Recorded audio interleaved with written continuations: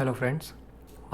Stock market में आज हम उन पेनी स्टॉक्स की बात करने वाले हैं जो 10 रुपये से कम पर ट्रेड कर रहे हैं और हो सकता है कि ये आपकी लाइफ बदल दें, क्योंकि इस वक्त हमने कई पेनी स्टॉक्स देखे हैं पिछले साल, जैसे रुचि सोया था और भी दूसरे पेनी स्टॉक्स थे जिनको एक खबर का इंतज़ार था और फिर उसके बाद इन्वेस्टर्स ने उस स्टॉक ने इन्वेस्टर्स की लाइफ बदल दी। आरकॉम भी उन्हीं में से एक शेयर है। सबसे पहले नंबर पे इसको मैं काउंट कर रहा हूँ। ये बहुत रिस्की शेयर लगता है कई लोगों को ऐसा लगता है कि आरकॉम अब कभी उठेगा ही नहीं। 2019 के बाद से इसमें जो गिरावट आई है वो अब भी कायम है। 1 रुपये 80 पैसे पर जब ये ट्रेड कर रहा है, इसका मार्केट कैपिटल जो कि 490 करोड़ के करीब है। असल में यह स्टॉक शायद ट्रेड ही नहीं कर रहा होता अगर इसके नाम के आगे रिलायंस नहीं लिखा होता।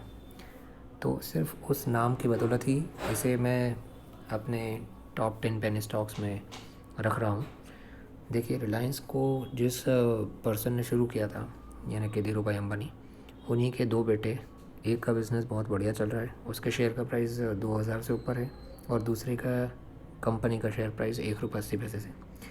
तो दोनों ही कंपनियों में एक तरीके से अगर बड़े भाई के मन में ये बात आती है कि मेरे पिताजी के बनाए हुई कंपनी का आज ये हाल है, तो इस वजह से कभी ना कभी हो सकता है मौका मिलने पर इस कंपनी को भी दोबारा रिवाइव किया जाए।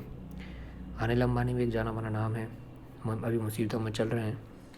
अगर कल को मुसीबतें कम होती हैं तो ये कंपनी यहाँ से, अगर ज़रा सा भी कोई अच्छी खबर आती है, नया बिज़नेस शुरू होता है या कुछ भी पॉजिटिव न्यूज़ चमत्कारिक रूप से अगर आती है इसमें, तो आरकॉम यहाँ 1 रुपये 80 पैसे पर ख़रीदने लायक स्टॉक है। क्योंकि ये यहाँ से अगर उठा तो ये करीब करीब किस लेवल पर जाएगा आप इसका अंदाज़ा नहीं लगा सकते। ये कभी अपना ऑल टाइम हाई 800 तक तो नहीं जाएगा, लेकिन अगर ये यहाँ से 20 30 या 40 रुपये तक भी गया तो आप इसमें जो रिटर्न पाने वाले हैं वो बहुत ही ज़बरदस्त रिटर्न होंगे। करीब 22 गुना आपका पैसा यहाँ से कर सकता है। लेकिन अगर ये यहाँ से इतना ऊपर नहीं भी गया, मान लीजिए 3 रुपये या 4 रुपये भी गया, तो आपको 100% का रिजल्ट ये देने वाला है। और इसकी संभावना तो है कि ये स्टॉक हो सकता है भटकते करते 5 रुपये तक भी टच करके वापस आए, लेकिन यहाँ से ज़्यादा नीचे जाने की संभावना नहीं है। तो 1 रुपये 80 पैसे पे ये स्टॉक आपको ख़रीदने लायक है। बस आप इतना स्टॉक का अपने अपने पोर्टफोलियो के जो भी आप अमाउंट रखते हैं, अगर आप बहुत ही रिस्की इन्वेस्टर हैं तो अपने पोर्टफोलियो का 5% से ज़्यादा अमाउंट इसमें मत रखिएगा।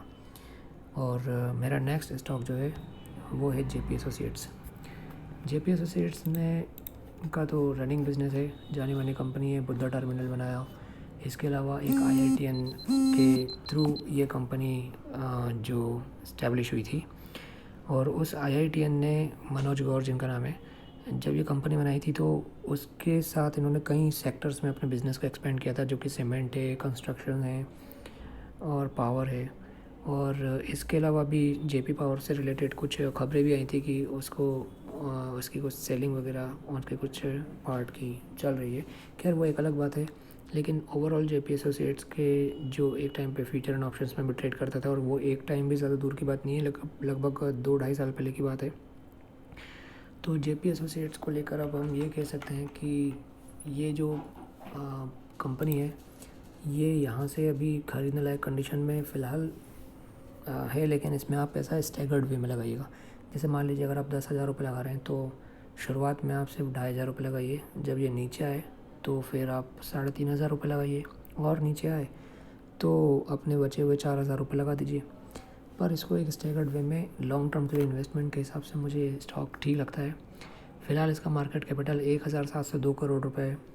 ये फिर भी आरकॉम से बेटर है, लेकिन इसका प्राइस भी आरकॉम से बेटर है। और इस कंपनी के बारे में अगर आप ज़्यादा कुछ नहीं जानते तो मैं आपको इतना ही बताऊंगा कि यमुना एक्सप्रेस वे, नोएडा में बुद्धा सर्कल, जो कि जहाँ पे कार रेसिंग होती है, एकलौती इंडिया की कार रेसिंग ट्रैक है जो पी एसोसिएट्स ने बनाई है। नर्मदा प्रोजेक्ट और कई सारे डैम्स और एयरपोर्ट जेपी एसोसिएट्स ने बनाए हैं, इसलिए ये एक जानी मानी कंपनी है। जैसे जेट एयरवेज़ का नाम था एक टाइम पे एयरलाइंस में, वैसे जेपी एसोसिएट्स का कंस्ट्रक्शन में नाम था। तो जब ये उठेगी, अपने विश टाउन की वजह से नोएडा में जो इन्होंने बनाया था उसकी वजह से इसके ये हाल हुए हैं। ये NCLT में गया और आज इस कंडीशन में है, लेकिन जैसे ही ये NCLT से बाहर आता है और फिर से इसको अपने बिज़नेस करने के लिए आज़ादी मिलती है, इसके हाथ में अपना बिज़नेस वापस आता है। ये यहाँ से करीब करीब 30-40 रुपये तक आपको आसानी से एक ही फ्लो में दर्शन करा देगा। 30-40 रुपये के 30-40 रुपये का मतलब ये हो रहा है कि आपको करीब करीब यहाँ से 4 गुना पैसा मिल जाएगा। अब मेरा नेक्स्ट स्टॉक है साउथ इंडिया बैंक। देखिए अभी कई लोग इसमें 10 रुपये के जब ये उछाल आया था तो फंस चुके हैं 10 रुपये से नीचे या 9 रुपये के आप ऊपर जो भी ख़रीदारी करके, लेकिन उन्हें अब होल्ड करना चाहिए क्योंकि इसमें कई बड़े इन्वेस्टर्स हैं जिन्होंने इसमें अपने कॉल दी है। और अभी ये बैंक की परफॉर्मेंस भी काफ़ी अच्छी है, एसेट क्वालिटी काफ़ी अच्छी है, एनपी करीब ठीक है, कई कंपेयर करें कई बैंकों से तो ठीक है। ये छोटा बैंक है इसलिए इसका प्राइस कम है और इसका मार्केट कैपिटल भी लगभग जेपीएसएस हट्स के बराबर ही है, यानी कि 1483 करोड़ रुपए। लेकिन जेपीएसएस हट्स के कंपैरिजन में इसका बिज़नेस काफ़ी अच्छा है।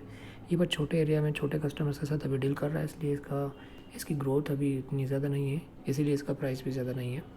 लेकिन इसमें मैं यही बताऊंगा कि अनिल सिंघवी जी ने 3 बार अपनी कॉल दी है 12 रुपये तक के टारगेट के लिए और फ़िलहाल ये अपने रीज़नेबल प्राइस पे ही ट्रेड कर रहा है। ये ज़्यादा ऊपर इतनी जल्दी शायद ना भी जाए, लेकिन आपको ये यहाँ से 50% तक के रिटर्न दे सकता है। मेरा अगला स्टॉक है HCL इन्फोसिस्टम। देखिए HCL इन्फोसिस्टम की वजह से इस स्टॉक में करीब ये कह सकते हैं कि HCL का नाम इस कंपनी के साथ जुड़ा है, फिर भी ये ट्रेड कर रहा है केवल 9 रुपये 29 पैसे पे। तो इसको ऊपर जाने के लिए जो मेरा ट्रिगर है वो है कि आत्मनिर्भर भारत में अभी हो सकता है कि कई टेक्निकल इक्विपमेंट्स और कीबोर्ड्स वगैरह या हार्डवेयर वगैरह सब इंडिया में बने और इस कंपनी का इतना बड़ा नाम इसके साथ जुड़ा है HCL, फिर भी ये 284 रुपये पर ही ट्रेड कर रहा है। 284 करोड़ का ही मार्केट कैपिटल के साथ ट्रेड कर रहा है। ट्रेडिंग 9 रुपये 29 पैसे पे हो रही है। तो ये यहाँ से ख़रीदने लायक स्टॉक है। यहाँ से अगर हम देखें तो आत्मनिर्भर भारत की वजह से एक आध साल में इसके टारगेट 20 रुपये तक भी हो सकते हैं, लेकिन शॉर्ट टर्म के लिए आप इसको थोड़ा डिप में बाय कीजिए और 10-12 रुपये के टारगेट के हिसाब से आप इसको इन्वेस्ट कर सकते हैं। मेरा अगला स्टॉक है हिंदुस्तान मोटर्स। ये एक गेम चेंजर स्टोरी हो सकती है हिंदुस्तान मोटर्स के लिए, क्योंकि आत्मनिर्भर भारत अब प्राइवेट कंपनियों के लिए काफ़ी काम की चीज़ है। लेकिन हिंदुस्तान मोटर्स जो कि कभी हमारी जर्मन कंपनीज तक को टक्कर देने वाली कंपनी रही है और अब ये अपने जो पुरानी कार है यानी कि एम्बेसडर उसको रीलॉन्च करने की सुगबुगाहट इसमें चल रही है। कुछ खबरों में ऐसा सुनने को आया था कि इसके मैनेजमेंट इस चीज़ की अब इच्छा रख रहे हैं कि एक एम्बेसडर का जो इलेक्ट्रिक वर्जन है उसको मार्केट में उतारा जाए। और फ़िलहाल जो बूम आने वाला है ऑटो सेक्टर में इलेक्ट्रिक कारों की वजह से, ये उसका एक इंतज़ार कर रहे हैं कि बाकी कंपनियों को अपनी एंट्री हो जाने दीजिए और उसके बाद ये लोग अपनी सरप्राइज़ री एंट्री वापस से देंगे नोकिया की तरह और फिर से मार्केट में अपनी पकड़ बनाएंगे। अगर ऐसा होता है या ये अभी ही हो जाता है तो फिर ये 6 रुपये 50 पैसे पे आपको जीवन में कभी नहीं दिखेगा स्टॉक और ये टक्कर देगा मारुति और टाटा मोटर्स जैसी कंपनियों को, अशोक लेलैंड जैसी कंपनियों को।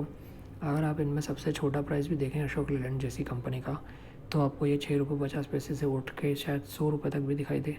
कोई कुछ भी कह सकते हैं इसके ऊपर।